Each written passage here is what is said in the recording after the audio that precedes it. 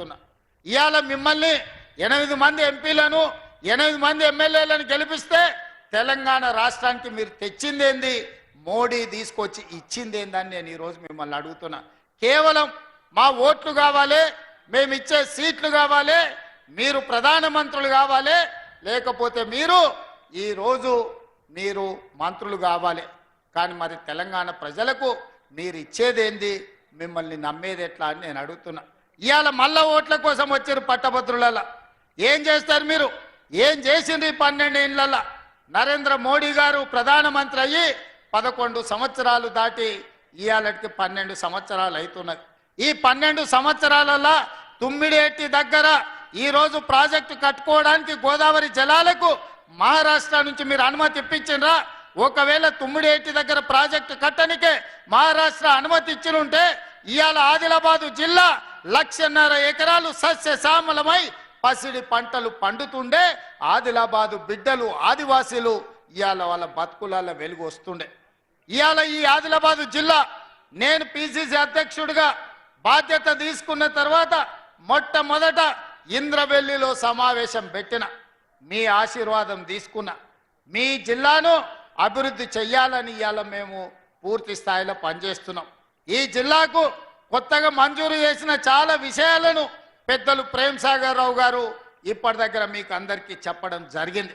ఇవాళ ఆదిలాబాదు జిల్లాను ముందు బాగానే ఉంచాలి, జరిగిన నిర్లక్ష్యాన్ని సరిదిద్దాలని కాంగ్రెస్ పార్టీ ప్రయత్నం చేస్తుంది. మరి మీరు ఏం చేసిండ్రు, మీరు ఏం తీసుకొస్తారని నేను అడుగుతున్నా. అందుకే మిత్రులారా, ఇవాళ మీరు ఆలోచన చేయండి పట్టభద్రులు. నేను ఒక్కటే మాట విజ్ఞప్తి చేస్తున్నా, నేను చెప్పింది నిజమైతే మీరు గుండెల మీద చేసుకొని ఆలోచన చేసి ఇవాళ కాంగ్రెస్ పార్టీకి ఓటేయండి. నేను చెప్పింది అబద్ధమైతే మీ మనసుకు అది అబద్ధం అని తోస్తే మీరు ఎవరికి వేసుకున్నా మాకు అభ్యంతరం లేదు, మీ ఇష్టం. ఇవాళ నేను ముఖ్యంగా టీచర్లను డిఎస్సి నోటిఫికేషన్, అదే విధంగా టెట్ పరీక్షలు నిర్వహించింది కాంగ్రెస్ పార్టీ అధికారంలోకి వచ్చిన తర్వాత కాదా? మీరు ఆలోచన చేయండి. 11,000 మంది టీచర్ల నియామకాలను చేపట్టినమా లేదా? ఒకవేళ మేము టెట్ పరీక్షలు నిర్వహించి డిఎస్సి పరీక్షలు నిర్వహించి 60 రోజుల్లోనే 11,000 మంది టీచర్ల నియామకాలు మేము చేపట్టుంటే మీరందరూ మా కాంగ్రెస్ కు నరేందర్ రెడ్డికి ఓటు ఇవ్వండి. ఒకవేళ నేను చెప్పింది అబద్ధం అయితే మీరు మాకు ఓట్లు ఇవ్వకండి, మీకు కావాల్సిన వాళ్ళకి ఇవ్వండి. అదేవిధంగా పోలీస్ డిపార్ట్మెంట్లో దాదాపు 15,000 మంది నిరుద్యోగులకు పోలీసు ఉద్యోగాలు ఇచ్చిన మాట నిజమైతే ఈరోజు నరేందర్ రెడ్డికి ఓటు వేయండి. లేకపోతే ఒకవేళ నేను చెప్పింది అబద్ధం అయితే మీ ఇష్టమైన వాళ్ళకు ఓటు వేసుకోండి.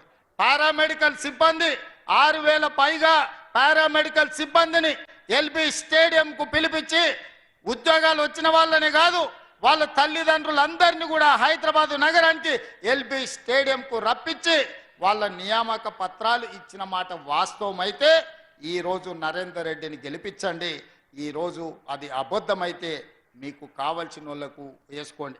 ఈ విధంగా వివిధ శాఖలలో 55,163 మందికి ఎల్బీ స్టేడియం సాక్షిగా ఒక్కొక్కరిని వాళ్ళ కుటుంబ సభ్యులను వాళ్ళ తల్లిదండ్రులను పిలిపించి వాళ్ళకు ఉద్యోగ నియామక పత్రాలు అందించి వాళ్ళ కుటుంబాల కళ్ళల్లో ఆనందం చూసిన మాట వాస్తవమైతే ఈ పట్టభద్రులందరూ కూడా ఇవాళ కాంగ్రెస్ పార్టీని గెలిపించండి అని నేను అడుగుతున్న మిత్రులారా. నేను చెప్పింది ఒకవేళ అబద్ధం అయితే ఈరోజు మీకు కావలసిన నిర్ణయం తీసుకోండి. కానీ అదే నరేంద్ర మోడీ గారు 2014 ఎన్నికల్లో 2019 ఎన్నికల్లో ప్రతి సంవత్సరం 2 కోట్ల ఉద్యోగాలు ఇస్తా అన్నాడు. మరి ఇప్పటికి దాదాపుగా 11 ఏళ్ళు అయిపోయి 12వ ఏడుకు మనం అడుగు పెడుతున్నాం. 24 కోట్ల ఉద్యోగాలు ఇవ్వాలి. ఏ లెక్కనైనా నరేంద్ర మోడీ గారు తెలంగాణ రాష్ట్రానికి దాదాపుగా 1 కోటి ఉద్యోగాలు బకాయి పడ్డాడు, బాకీ పడ్డాడు. ఆయన ఇచ్చింది ఎన్ని ఉద్యోగాలంటే 2 ఉద్యోగాలు ఇచ్చిండు. ఒకటి కిషన్ రెడ్డికి, 2 బండి సంజయ్కి.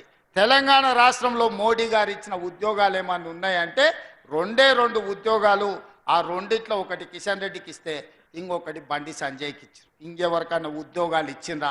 ఎవరికైనా ఈడున్న వేలాది మందిలో నరేంద్ర మోడీ ఎవరికైనా ఉద్యోగం ఇచ్చిండా?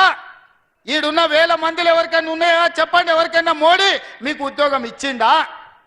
మరి ఇన్ని వేల మంది పట్టభద్రులు ఇక్కడ ఉన్నారు, ఒక్కరికి కూడా మోడీ ఉద్యోగం ఇవ్వకపోతే ఇవాళ బీజేపీ వాళ్ళు పట్టభద్రుల ఓట్లు అడిగే హక్కు ఎక్కడదని ఇవాళ నేను అడుగుతున్న ఈ వేదిక మీద.